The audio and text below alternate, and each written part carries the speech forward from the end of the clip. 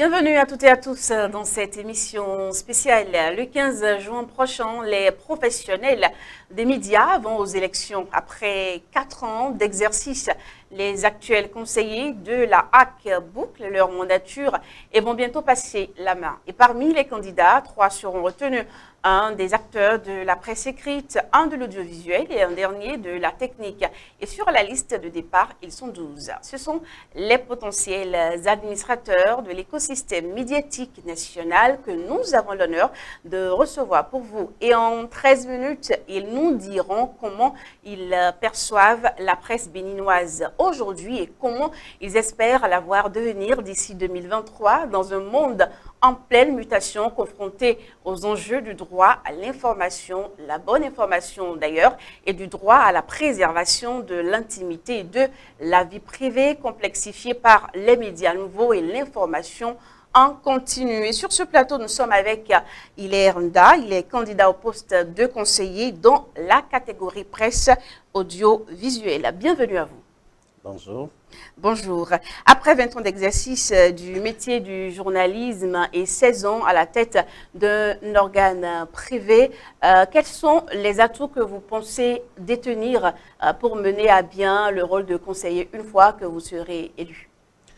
Merci beaucoup de m'associer à ce programme que vous avez bien voulu faire pour accompagner l'ensemble des candidats à la prochaine mandature de la HAC. Vous l'avez si bien dit, Hilaire Nda, c'est 20 ans d'exercice professionnel. C'est également 15 ans au moins à la tête d'un organe de presse privé. Et c'est aussi quelqu'un qui est resté au niveau des associations professionnelles, le Conseil national du patronat de la presse et de l'audiovisuel, où j'ai pu occuper le poste d'organisateur adjoint pour un premier mandat. Et au second, mes compères ont trouvé que je devrais être encore dans l'équipe et m'ont confié le poste de secrétaire à la mobilisation sociale. Au niveau de la Fédération des radios communautaires et assimilées du Bénin, j'ai fait 9 ans en tant que secrétaire exécutif. Et puis après, j'ai été conseiller chargé des projets, toujours au sein de cette fédération, où j'ai conçu beaucoup de documents de projets qui aujourd'hui permettent à l'ensemble de la presse communautaire de notre pays de bénéficier donc des bienfaits de ces projets. À côté de cela, Hilaire Nda, c'est également un formateur. Je suis formateur de journalistes sur les techniques pour pouvoir convaincre. Et en termes de conviction, vous comprenez que ce matin, je suis là pour me prêter également à vos questions.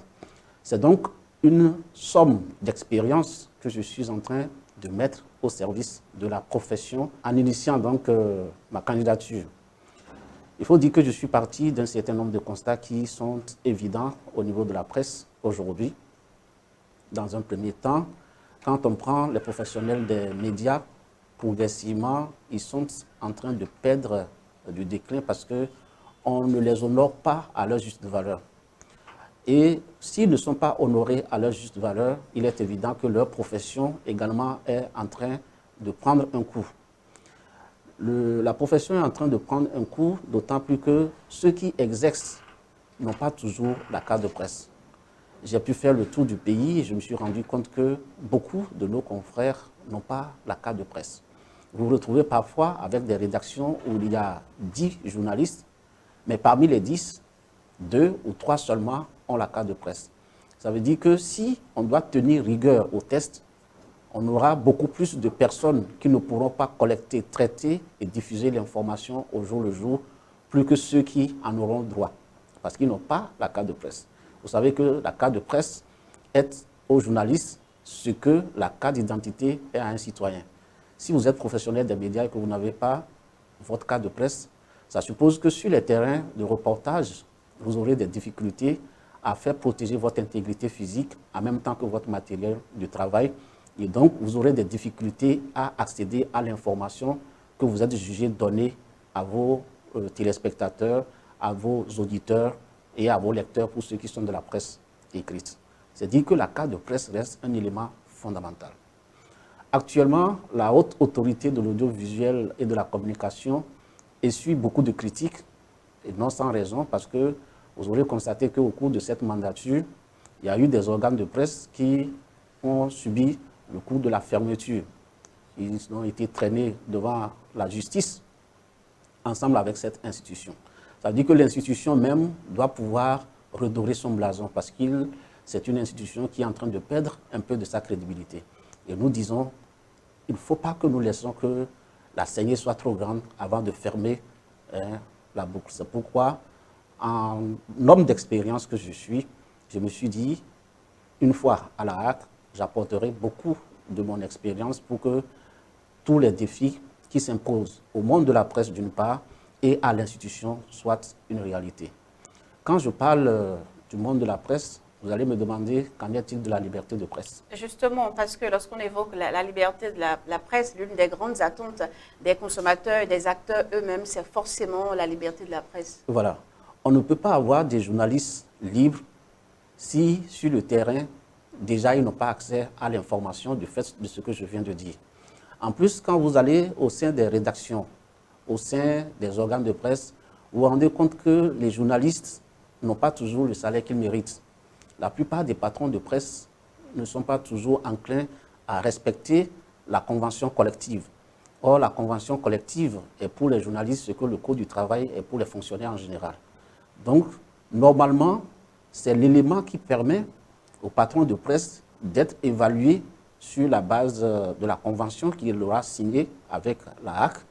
Et donc, quand il revient pour pouvoir renouveler sa licence d'exploitation, il faut qu'on puisse s'assurer que, quelque part, il a pu respecter un certain nombre d'exigences liées notamment au respect de la convention collective.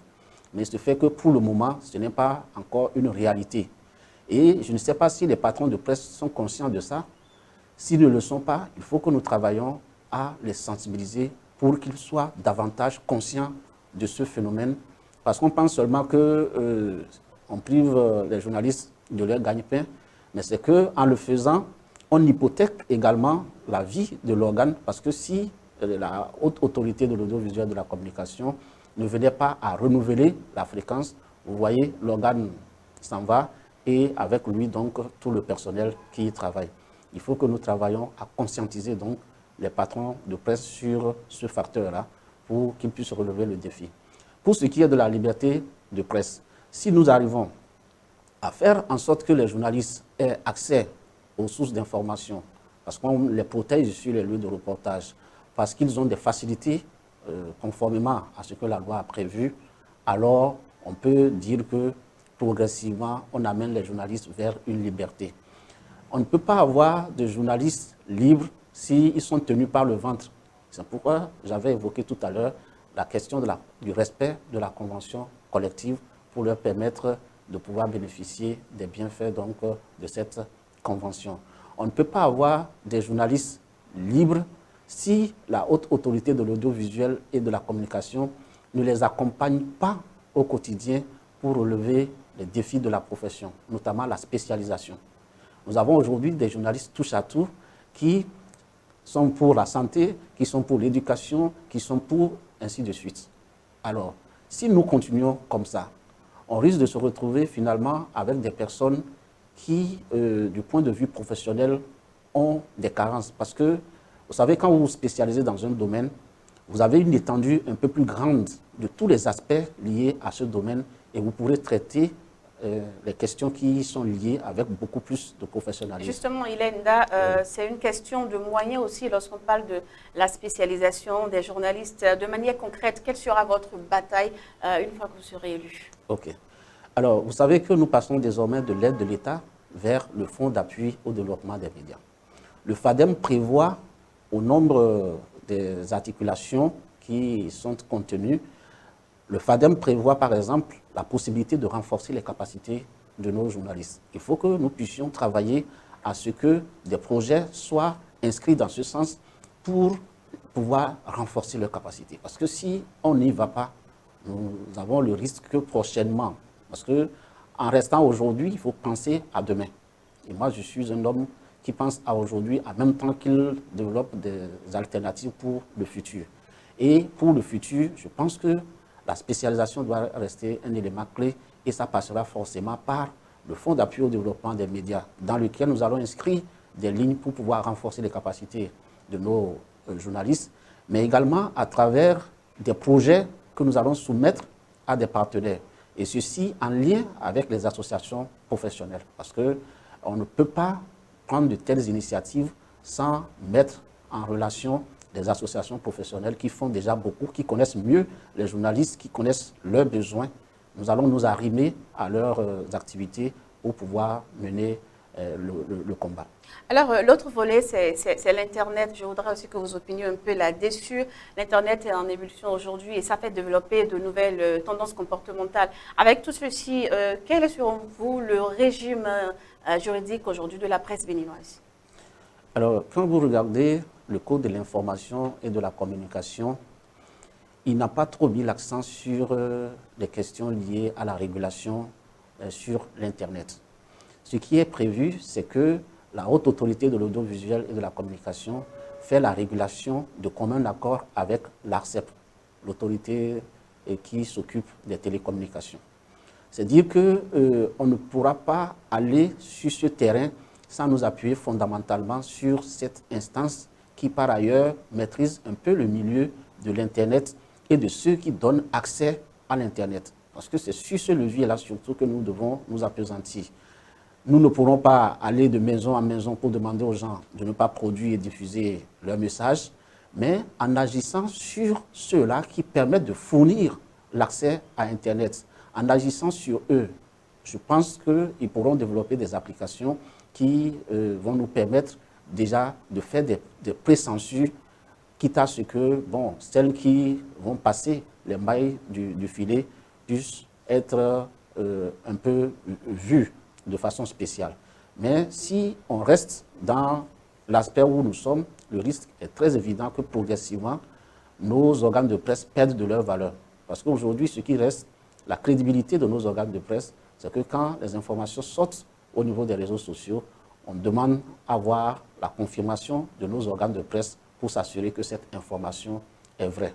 L'autre aspect que nous allons développer, c'est déjà de voir avec l'ARCEP comment faire pour mettre en place un dispositif qui permet de contrarier les informations qui sortent des réseaux sociaux. Parce que quand les gens sortent des informations sur les réseaux sociaux, je l'ai vu sur les chaînes internationales, notamment France 24, il n'y a que des journalistes qui sont là, suffisamment professionnels, pour décrypter les informations et rendre la vérité. Donc ça va nous permettre d'assurer une régulation à ce niveau. Alors, nous avons 2 minutes pour finir. Je voudrais que vous rassuriez vos confrères, que vous parlez encore de votre engagement à ne pas les oublier une fois qu'ils vous auront envoyé à la HAC, parce que c'est ce qu'on constate, hein, c'est ce qu'on a eu à constater jusqu'aujourd'hui. Effectivement, ça a été un leitmotiv partout où je suis passé. Et on dit bien sûr que la peur du gendarme, n'est-ce pas, est le début de la sagesse. Et quand vous avez été déjà mordu par un serpent, la prochaine fois, vous ne vous posez plus la question de savoir est-ce que c'est celui qui m'avait mordu ou pas. Tous les serpents deviennent nocifs pour vous. Et je voudrais donc rassurer mes confrères pour leur dire que moi, je suis de leur monde.